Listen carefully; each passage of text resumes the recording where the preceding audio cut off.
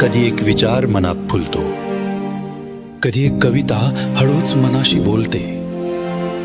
तेव्हा वाटतं या शब्दांना जागा हवी, मंच हवा, प्रकाश हवा आणि प्रेक्षकही हवे. हे स्वप्न कितीतरी लेखनप्रेमींनी पाहिलंय, पण त्यांना वाट सापडली नाही.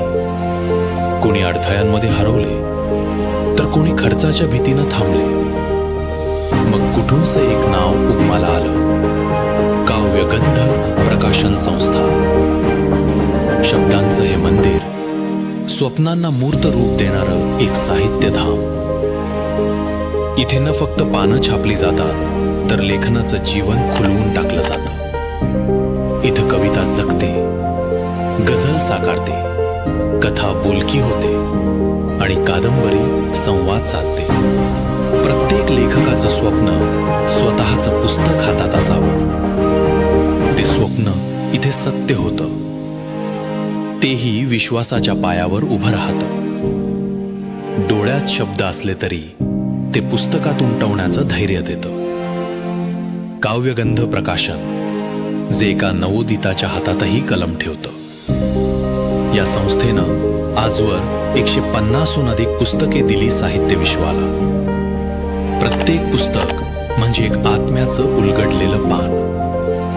प्रत्येक लेखक म्हणजे इथं एक कुटुंबाचं सदस्य, जे फक्त लेखक नाही तर प्रेरणादायक प्रवाह आहेत. इथं केवळ मुद्रण नाही, तर भावनांची छपाई होते.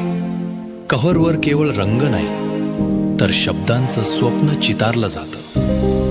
ISBN क्रमांकासह दर्जेदार पानांपासून ते ऑनलाईन विक्रीपर्यंत सर्व काही सांभाळणारी ही संस्था अगदी घर बसल्या साहित्यिकांचं विश्व उभं करते. आजच्या धकाधकीच्या काळात जिथं लोक कंटेंट मागतात, तिथं ही संस्था कला मागते. कारण साहित्य हे हृदयाचं ऐवज आहे. इथं सगळ्यांनाच मिळतो समान सन्मान.